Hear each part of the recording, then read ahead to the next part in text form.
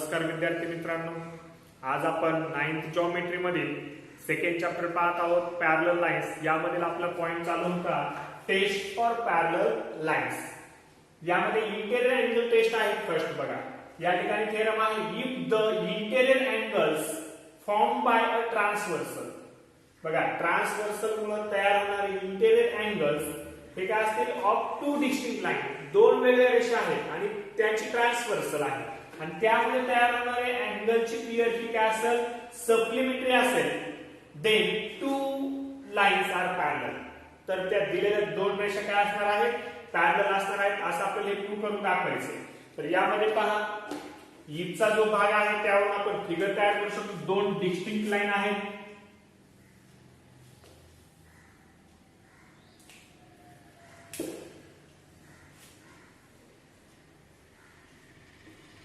Line AB and line CD। त्या दोन रेषा आहेत, त्याची एक ट्रान्सव्हर्सल घेतली लाइन PQ।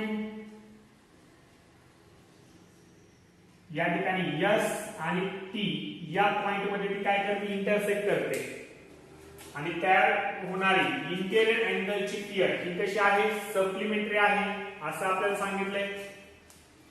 या ठिकाणी गिवन गिवन आपल्याला घेता येईल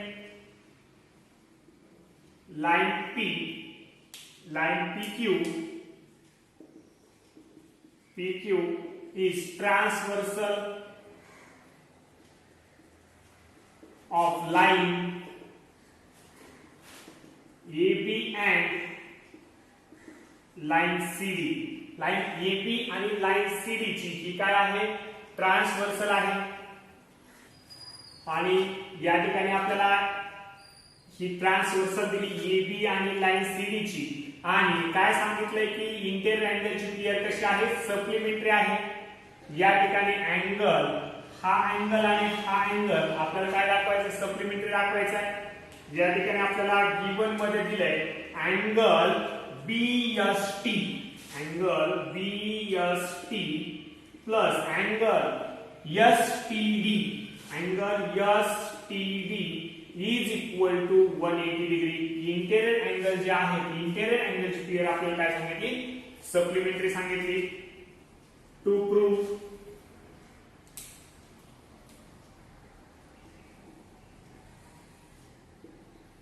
काय प्रूव्ह करायचंय, तर line AB parallel line CD, यासाठीचा प्रूफ घेऊ आपण।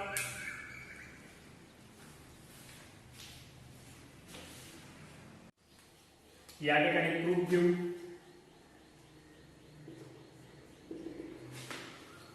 प्रूफ घ्यायचा आहे की आपल्याला प्रूफ काय प्रूफ मध्ये घ्यायचं की हे प्रूफ करून दाखवायचे की line AB parallel line CD, या दोन लाइन काय आहेत, पॅरलल आहेत, हे प्रूफ करायचं। यासाठी आपण इनडायरेक्ट प्रूफ घेऊ।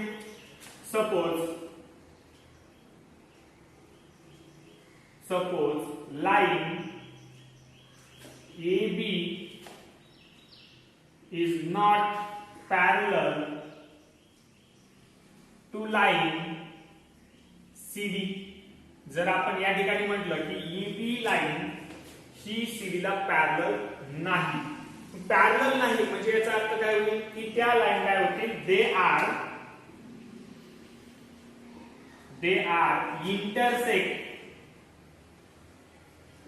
Intersected lines.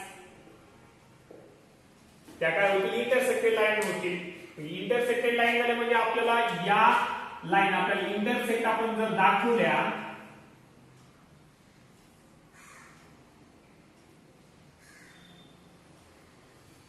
तर आपल्याला अशा पद्धतीची फिगर मिळाली या ठिकाणी।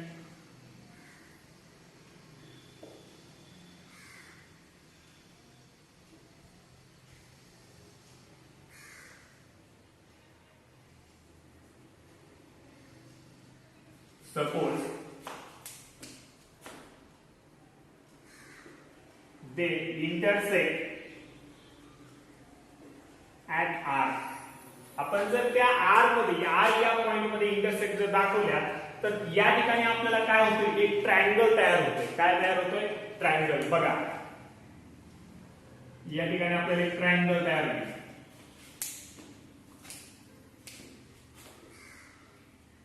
They form a triangle.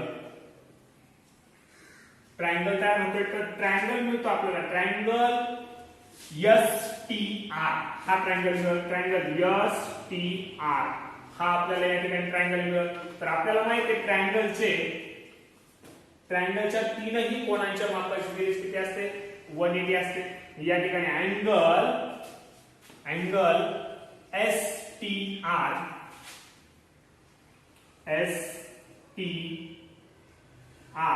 Plus angle TSR plus angle SRT is equal to 180 degree. कारण हा काय आहे? अँगल सम प्रॉपर्टी आहे.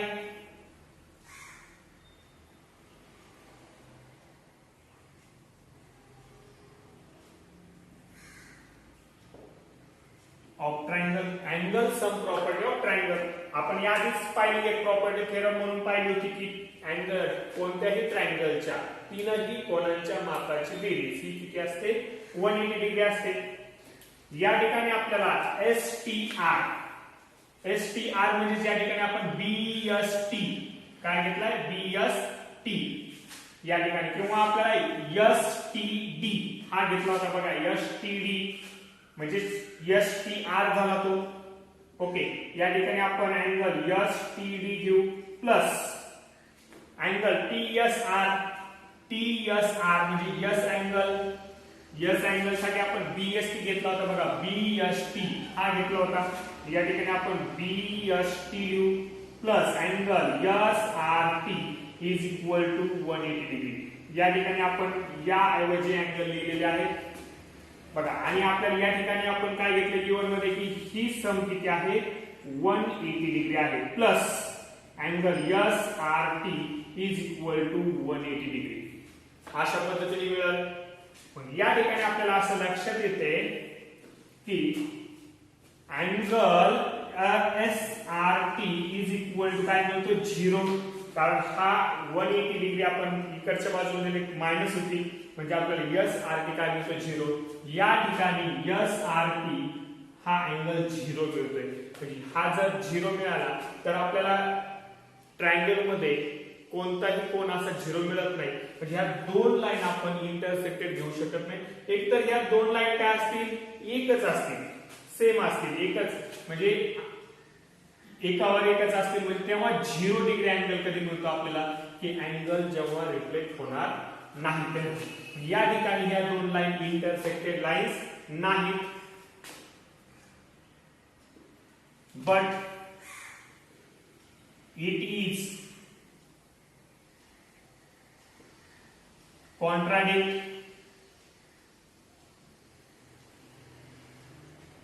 It is contradict. हे काय होते? विरोधाभास होते की हा अँगल आपण 0 घेतोय. Contradict two angles of triangle. ट्रायंगलच्या अँगलच्या संदर्भात काय होईल? कॉन्ट्राडिक्ट होईल. Therefore our assumption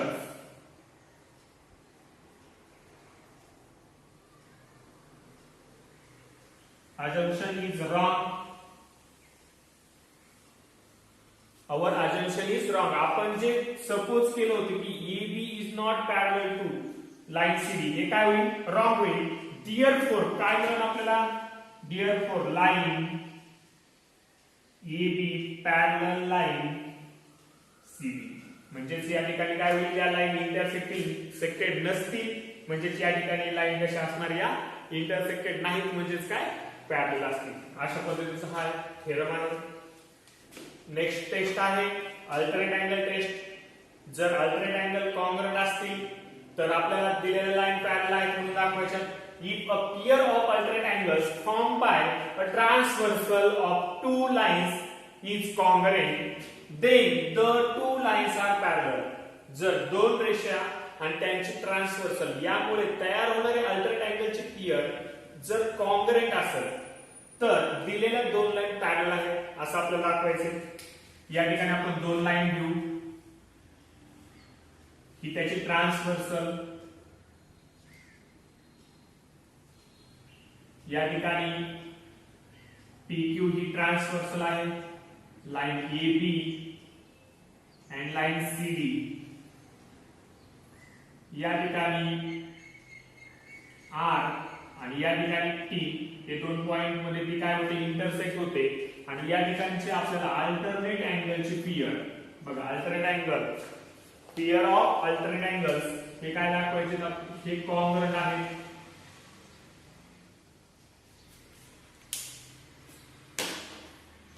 पहा या ठिकाणी आपण अँगलला R आणि T असे नाव देण्यापेक्षा आपण काय करू, या ठिकाणी A, या ठिकाणी B, या ठिकाणी C हे नाव देतो, आणखी सोपं जाईल. बघा गिवन मध्ये काय होईल बघा, line PQ is transversal of line AB and line CD. Line AB आणि लाइन CD ची PQ ही काय आहे, ट्रान्सव्हर्सल. आणि या ठिकाणी आपल्याला अल्टरनेट अँगल क्लियर कशी, congruent angle A congruent angle B, angle A congruent angle B सांगितले. या ठिकाणी इज इक्वल टू आपण म्हणू शकतो किंवा कॉन्ग्रुएंट म्हणू शकतो. ओके, कॉन्ग्रुएंट आपण या ठिकाणी angle A congruent angle B हे आपल्याला गिवन आहे. टू प्रूव्ह आपल्याला प्रूव्ह करायचंय की या दोन line AB parallel line CD, line AB आणि CD काय दाखवायचे आहे, पॅरलल दाखवायचे आहे. आता प्रूफ घेऊ आपण. बघा प्रूफ मध्ये आपल्याला हे प्रूफ करून दाखवायचे की AB पॅरलल CD. या ठिकाणी angle A congruent angle B आपल्याला दिले, कारण हे अल्टरनेट अँगल्स आहेत. इक्वेशन फर्स्ट याला आपण V1 म्हणू. देन अँगल A आणि अँगल C हे जर पाहिले आपण, हे काय आहे, लिनियर पेअर अँगल आहे. Angle A plus angle C is equal to आपल्याला 180 मिळेल. सेकंड कारण का, तर angles in linear pair, angles in linear pair आहे. या ठिकाणी आपण angle A plus angle C, angle A plus angle C is equal to काय मिळाले, 180 डिग्री मिळाले. पण या ठिकाणी आपण अँगल C, आपल्याला माहिती आहे अँगल A आणि अँगल B कशा आहेत, कॉन्ग्रुएंट आहेत. मग आपण या ठिकाणी अँगल A च्या जागेवरती, A च्या जागेवर A ला कॉन्ग्रुएंट असणार आपण B जर घेतला, angle B plus angle C, या ठिकाणी A च्या जागेवर आपण काय केला, A चा कॉन्ग्रुएंट असणार B घेतला, angle B plus angle C is equal to 180 degree होईल. From equation first and second, 1 आणि 2 वरून आपण घेतले angle B plus angle C is equal to 180 degree. या ठिकाणी जर आपण व्यवस्थित पाहिलं, अँगल B हा आणि अँगल C ह्या दोघांची संख्या झाली 180 डिग्री. तर हे काय आहे, दोन्ही या ठिकाणी फिगर मध्ये पाहिलं तर इंटेरियर अँगल आहे आणि इंटेरियर अँगलची संख्या झाली 180 डिग्री. इंटेरियर अँगल या ठिकाणी सप्लिमेंटरी झाले. या आधीची टेस्ट आपण पाहिली, इंटेरियर अँगल जर सप्लिमेंटरी असतील तर त्या दोन रेषा कशा असतात, समांतर असतात. या ठिकाणी आपल्याला म्हणता येईल therefore but angle B and angle C are interior angles आणि इंटेरियर अँगल या ठिकाणी झाले काय झाले, सप्लिमेंटरी झाले. therefore line AB parallel line CD, कारण हे काय आहे, इंटेरियर अँगल या ठिकाणी काय झाले, सप्लिमेंटरी झाले. इथं आपण म्हणू शकतो interior angle test, angle test. बघा विद्यार्थी मित्रांनो, या ठिकाणी आपल्याला इंटेरियर अँगल टेस्ट आपण याआधी पाहिली होती. इंटेरियर अँगल जर सप्लिमेंटरी असतील तर आपल्याला दिलेल्या त्या दोन लाईन कशा असतात, पॅरलल असतात म्हणून आपण पाहिलं होतं. तर या ठिकाणी आपल्याला अल्टरनेट अँगल कॉन्ग्रुएंट दिलेत आणि आपल्याला त्या दोन लाईन काय दाखवायच्या, पॅरलल दाखवायच्या होत्या. अल्टरनेट अँगल आपण या ठिकाणी कॉन्ग्रुएंट आहेत, पण ए आणि सी हे काय आहेत, लिनियर पेअर. मग आपण काय केलं की अल्टरनेट अँगल इथे या ठिकाणी कॉन्ग्रुएंट आहे, गिवन दिलेला आहे. आपण घेतलं ए प्लस सी हे काय आहे 180 डिग्री, कारण ते लिनियर पेअर अँगल आहे. मग या ठिकाणी ए च्या जागेवर आपण ए ला कॉन्ग्रुएंट असणारा आपण अँगल बी ठेवला. तर अँगल बी प्लस अँगल सी मिळून आपल्याला किती मिळतात, 180 डिग्री मिळतात. जर फिगर मध्ये आपण पाहिलं अँगल बी आणि सी यांचं रिलेशन काय आहे, तर हे काय आहे, इंटेरियर अँगल आहे. आणि इंटेरियर अँगलची आपण टेस्ट पाहिली की इंटेरियर अँगल सप्लिमेंटरी असतील तर दिलेल्या लाईन पॅरलल असतील. तर या ठिकाणी इंटेरियर अँगल काय झाले, सप्लिमेंटरी आले. अँगल बी आणि सी हे काय आहे, इंटेरियर अँगल आहेत आणि इंटेरियर अँगलची सम किती आली, 180 डिग्री आली. म्हणून या लाईन कशा असतील, पॅरलल. कारण काय, तर interior angle test. Interior angle test सांगते की interior angle form by two lines is supplementary, then the two lines are parallel. अशा पद्धतीने. ओके, नेक्स्ट टेस्ट आहे करस्पॉन्डिंग अँगल टेस्ट. काय आहे ते बघा.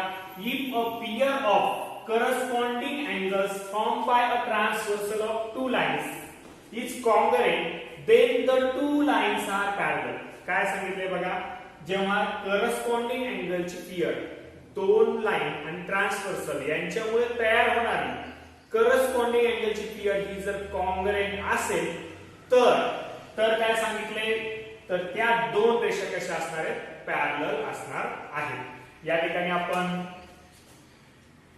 फिगर घेऊ. Two lines L and M. या ठिकाणी आपण टी ही त्याची ट्रान्सव्हर्सल घेऊ. या ठिकाणी करस्पॉन्डिंग अँगलची पेअर त्यांनी कॉन्ग्रुएंट सांगितली. अँगल ए अँगल बी हे जर हे कॉन्ग्रुएंट सांगितले, या ठिकाणी आपण अँगल आणखी एक घेऊ सी. कॉन्ग्रुएंटची पेअर ए अँड बी हे कॉन्ग्रुएंट आहे. ओके, पहा given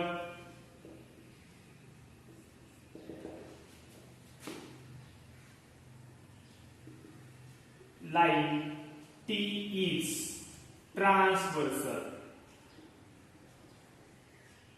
of line L and line M. Line L आणि एम ची टी ही काय आहे, ट्रान्सव्हर्सल आहे. आणि या ठिकाणी आपल्याला सांगितले angle A congruent angle B दिलेला आहे, करस्पॉन्डिंग अँगल आहेत आणि ते कॉन्ग्रुएंट आहे. तर आपल्याला यावरून काय सांगायचं की त्या दोन लाईन काय असणार आहेत, पॅरलल आहेत म्हणून सांगायचं. टू प्रूव्ह करायचे line L parallel line M हे आपल्याला प्रूव्ह करायचे. त्यासाठी प्रूफ पहा बघा. या ठिकाणी आपल्याला angle A congruent angle B दिलाय. इक्वेशन फर्स्ट हे गिवन आहे, करस्पॉन्डिंग अँगल्स आहेत ते. ओके, हे दिलंय. त्यानंतर angle A congruent angle C म्हणता येईल आपल्याला, कारण का बघा अँगल ए आणि अँगल सी हे दोन्ही कॉन्ग्रुएंट आहेत. तर का, तर वर्टिकली काय आहेत ते, vertically opposite angles. Vertically opposite angle नेहमी काय असतात, कॉन्ग्रुएंट असतात. या ठिकाणी हे कॉन्ग्रुएंट आहे. इक्वेशन 1 आणि इक्वेशन 2 आपण जर व्यवस्थित पाहिलं तर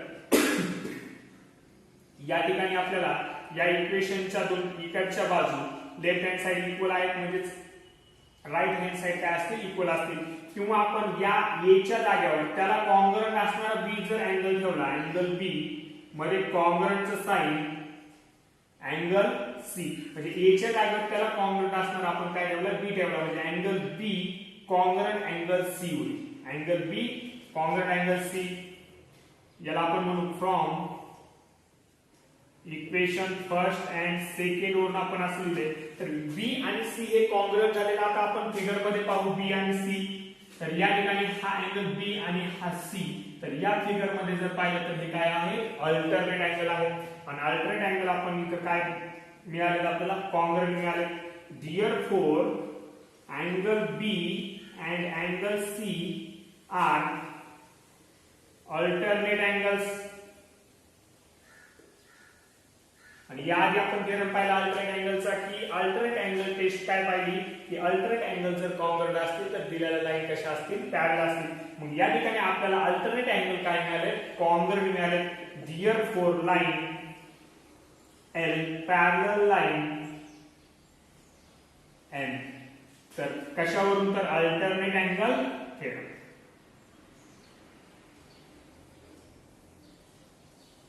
angle test, alternate angle test पाहिजे ते अल्टरनेट अँगल टेस्ट वरून जर आपल्याला इथं करस्पॉन्डिंग अँगल टेस्ट पाहिजे असेल तर करस्पॉन्डिंग अँगल जर कॉन्ग्रुएंट दिले असतील त्यावरून आपण काय केले, अल्टरनेट अँगल कॉन्ग्रुएंट मिळाले. अल्टरनेट अँगलची टेस्ट आपण घेतलेली आहे. अल्टरनेट अँगल जर कॉन्ग्रुएंट असतील तर दिलेल्या रेषा काय असतील, समांतर असतील, पॅरलल असतील.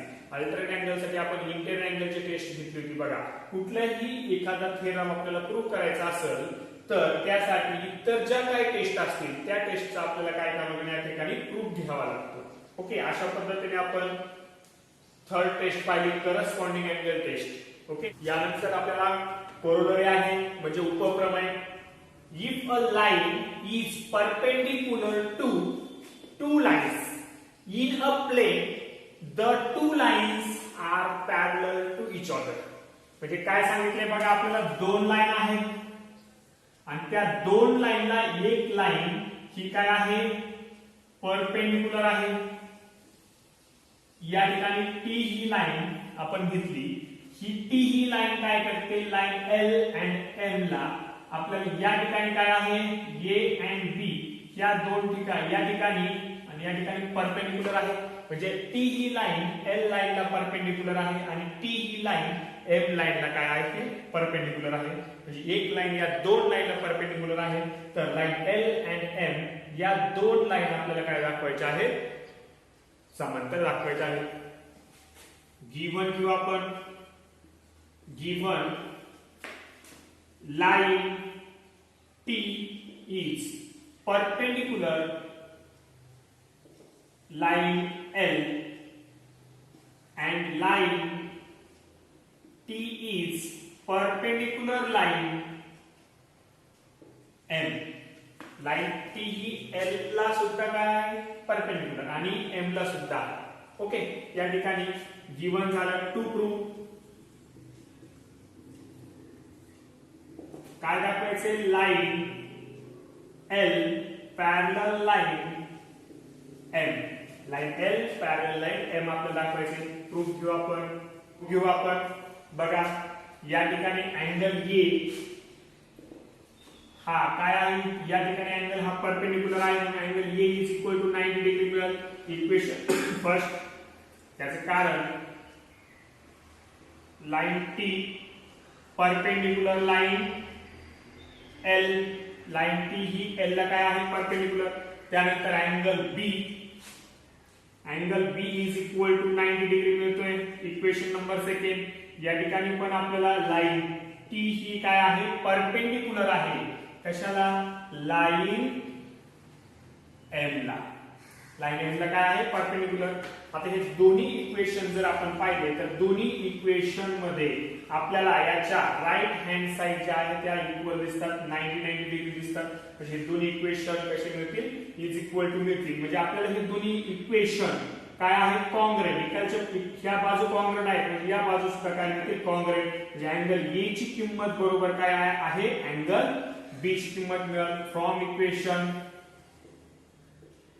फर्स्ट अँड सेकंड म्हणजे अँगल ए आणि अँगल बी हे काय मिळाले, इक्वली मिळाले. या ठिकाणी जर आकृतीमध्ये जर आपण पाहिलं फिगर मध्ये अँगल ए आणि अँगल बी हे काय आहे तर करस्पॉन्डिंग अँगल पेअर आहे. या छेदिकेच्या एकाच बाजूस आणि सेम डायरेक्शनला आहेत. But angle A and angle B are pair of corresponding angles.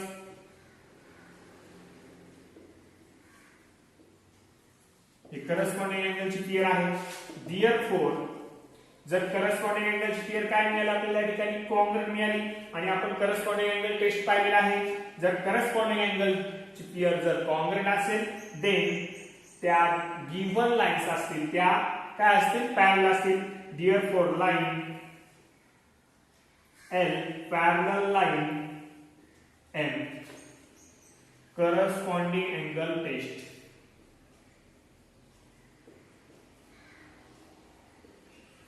Angles test. Corresponding angle test या ठिकाणी आपल्याला त्या टेस्टने आपल्याला हे काय होतील दोन लाईन पॅरलल मिळतील. यानंतर आपण सेकंड कॉरोलरी पाहू. या ठिकाणी सेकंड कॉरोलरी आहे उपप्रमेय. If two lines in a plane are parallel to the third line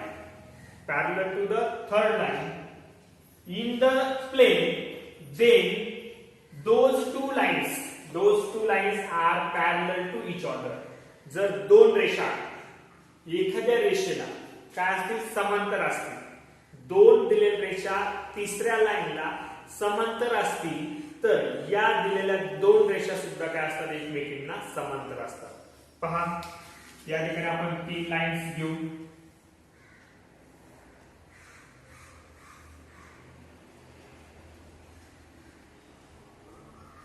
L, N and N या तीन लाईन आहेत. G1 घेऊ आपण. G1 line L, line M and line N, line L, line M and line L are coplanar lines. एकप्रतलीय रेषा आहेत त्या. Okay. To prove बघा काय प्रूव्ह करायचं आपल्याला या ठिकाणी line M parallel line N, line L ही लाईन N ला काय आहे पॅरलल आहे हे दाखवायचं आपल्याला. या ठिकाणी आपण घेतले लाईन L ही M ला पॅरलल आहे, लाईन L ही N ला पॅरलल आहे. तर आपल्याला M आणि N त्या दोन लाईन कशा दाखवायच्या पॅरलल दाखवायच्या. यामध्ये आपण आणखी लिहू शकतो line L parallel line, line M line L parallel line N. Okay. या ठिकाणी प्रूफ घेऊ. प्रूफ मध्ये आपल्याला कन्स्ट्रक्शन घ्यायचंय. Draw transversal T. बघा या तिन्ही लाईनचे आपण एक ट्रान्सव्हर्सल घेऊ T. या ठिकाणी A अँगल मिळतो, या ठिकाणी B अँगल आणि या ठिकाणी आपण C अँगल घेऊ. A B C यामध्ये ती काय करते इंटरसेक्ट करते. प्रूफ मध्ये बघा आता line L parallel line M दिलेला आहे गिवन आहे. Line L parallel line M आहे अँड T इज ट्रान्सव्हर्सल. या दोन लाईन पॅरलल असतील आणि T ही त्याची ट्रान्सव्हर्सल असेल तर अँगल A कॉन्ग्रुएंट अँगल आपल्याला B मिळेल. अँगल A कॉन्ग्रुएंट अँगल काय मिळतो B. Equation first corresponding angle आहे ते करस्पॉन्डिंग अँगल्स.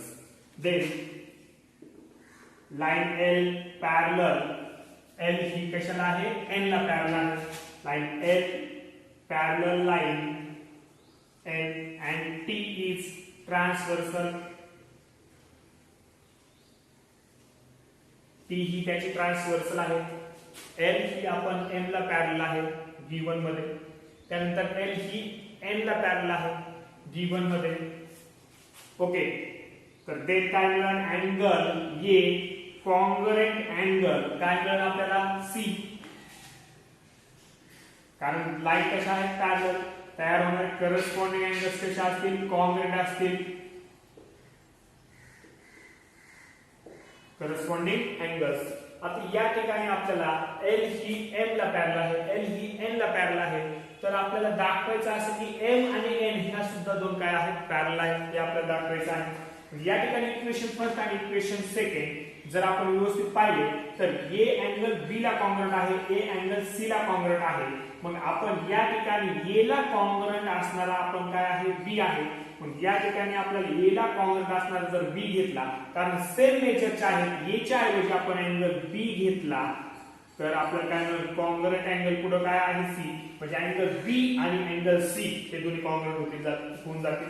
किंवा इक्वेशन 1 आणि इक्वेशन 2 जर पाहिले तर याच्या इकडच्या ज्या बाजू आहेत LHS त्या अँगल ए आहे, म्हणजे इकडच्या सुद्धा काय ह्या जर कॉन्ग्रंट असतील तर ह्या सुद्धा काय येतील कॉन्ग्रंट येतील, इज इक्वल टू येतील. अशा पद्धतीने आपण मग असं लिहू शकतोय from equation first and second. First आणि सेकंड वरून आपण असं इथं घेतलंय की या बाजू सुद्धा काय आहेत कॉन्ग्रंट आहेत, अँगल बी आणि अँगल सी काय आहेत कॉन्ग्रंट आहेत. But angle B and angle C are corresponding angle.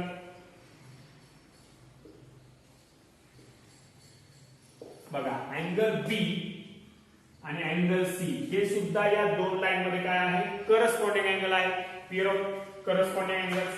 आणि करस्पॉन्डिंग अँगलची पेअर जेव्हा कॉन्ग्रंट मिळते तेव्हा आपल्याला काय माहिती करस्पॉन्डिंग अँगल टेस्ट माहिती की त्या दोन लाईन कशा असतील समांतर असतील, पॅरलल असतील. Therefore line and parallel line and the corresponding angle test. Corresponding angle test वरून आपल्याला मिळालं की त्या दोन लाईन काय आहेत पॅरलल आहेत. किंवा आपल्याला असं सुद्धा सांगता येईल एल लाईन आपल्याला एल ला पॅरलल आहे, एल लाईन एन ला पॅरलल आहे, म्हणजेच एम आणि एन सुद्धा काय आहेत पॅरलल आहे. ओके, अशा पद्धतीचा आपला हा उपप्रमेय झाला. यानंतर प्रॅक्टिस सेट आहे, तो प्रॅक्टिस सेट आपण नेक्स्ट लेक्चरला पाहू.